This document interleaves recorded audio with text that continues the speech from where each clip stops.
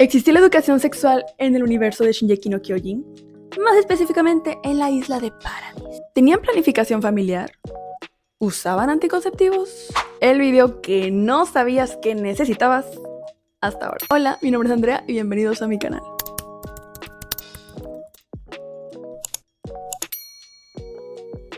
No sé ustedes, pero yo soy de esta clase de personas que sus mejores ideas siempre le vienen de noche. Hace unos días estaba tratando de dormir, hasta que una pequeña vocecilla me preguntó: ¿a los de la Legión le habrán enseñado cómo cuidarse?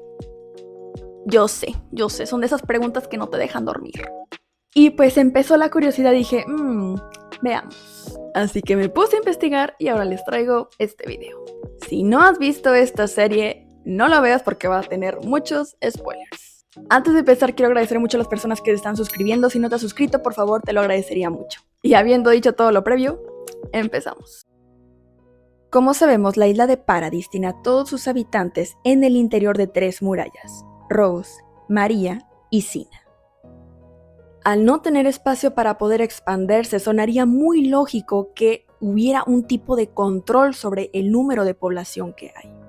Y esto también tiene mucha lógica considerando que existen las ciudades subterráneas, donde vivían las personas con menos recursos y lamentablemente no podían subir ni ver el sol. Si recuerdas el OVA de Levi, recordarás muy bien esta ciudad subterránea. Y a pesar de que este espacio reducido definitivamente puede parecer una complicación, podrían de alguna forma arreglársela si es que la población creciera. Pero hay otro problema del que se habla bastante en la historia y es el alimento. En la primera temporada podemos ver cuando cae la muralla cómo hay una gran escasez de alimento y de cómo los refugiados tenían que trabajar para obtener más alimento. Oh, mira, Reiner y Bertolt. Bueno, sigamos.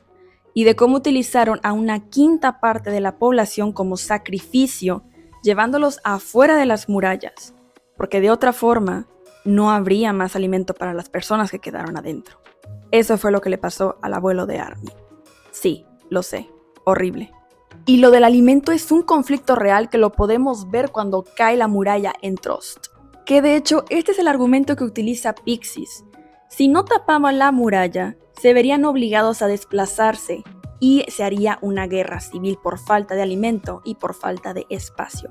Como él dijo, si no peleamos contra los titanes, terminaremos peleándonos entre nosotros. Dicho todo esto, tendría mucha lógica que el gobierno utilizara algún tipo de control de natalidad para evitar que crezca la población, ya sea por motivos de espacio o de comida.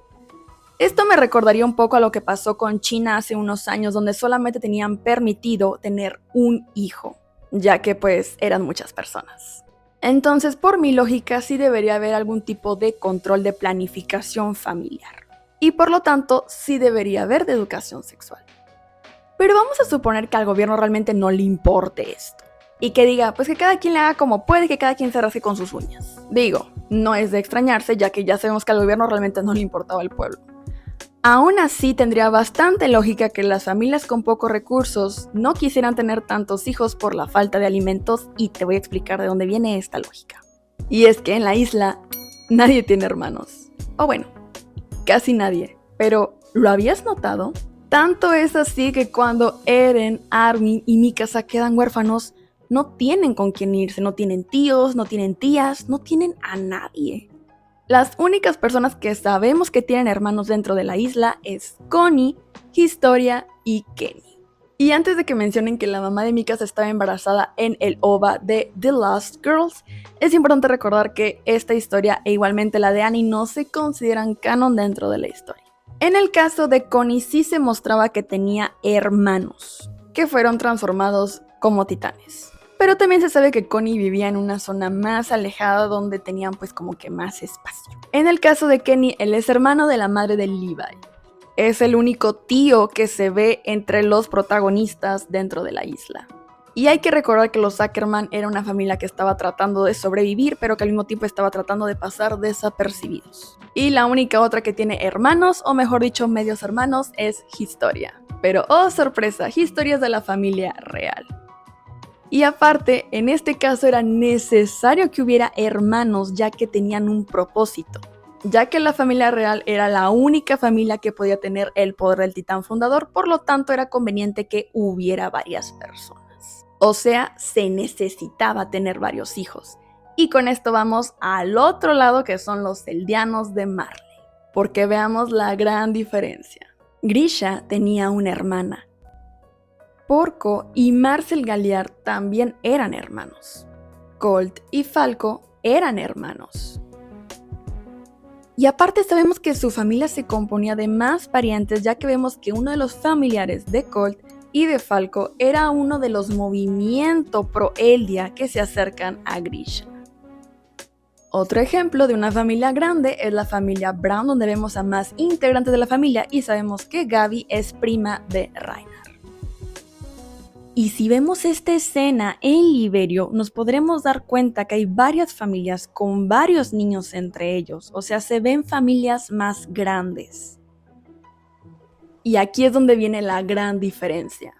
A Marley le convenía que los eldianos tuvieran hijos, lo admitieran o no, ya que los utilizaban como carne de cañón. Y de hecho esto es algo que vemos que incluso pasa en la realidad cuando hay guerras, que a veces los gobiernos dan incentivos para que las familias tengan hijos, para que eventualmente se conviertan en soldados. Ahora vamos a regresar a la isla. Si es que hay educación sexual, ¿en qué momento se aprendió? Realmente no sabemos mucho sobre cómo se maneja la educación dentro de la isla, pero en el caso de la clase baja, por ejemplo, Armin, Eren, Mikasa, no sabemos si realmente los educan en casa o qué tipo de educación reciben. Pero algo interesante que sí podemos ver es que cuando Mikasa le pregunta a sus padres que dónde vienen los bebés, su papá le dice que le pregunte al doctor Jaeger, lo que me hace pensar que sus padres consideran ese tema como algo de salud, y que tendría más lógica que un doctor le explicara. Entonces realmente no sabemos si esta es una información que se explicaba en sus casas, pero sí sabemos que los cadetes recibían educación y no puedo evitar pensar en esta escena. Cuando los cadetes están recibiendo sus clases y están dando explicaciones sobre los titanes y cómo no saben cómo es que estos se reproducen. Y literalmente dicen que no saben cómo es que esto sucede ya que no cuentan con aparatos reproductores. Lo que se da a entender que todos los que estaban en el aula pues ya sabían cómo es que esto funcionaba. Y otro dato interesante es que nadie se está riendo y nadie pone cara como de ¿what? ¿O a qué se refiere? Al contrario, todo el mundo está como que muy tranquilo y entendiendo perfectamente de qué están hablando.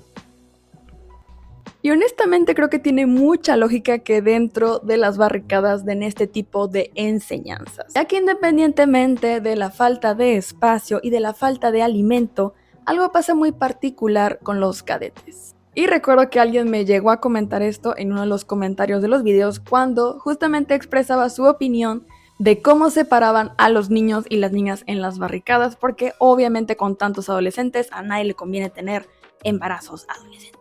Así que realmente creo que tiene bastante lógica también.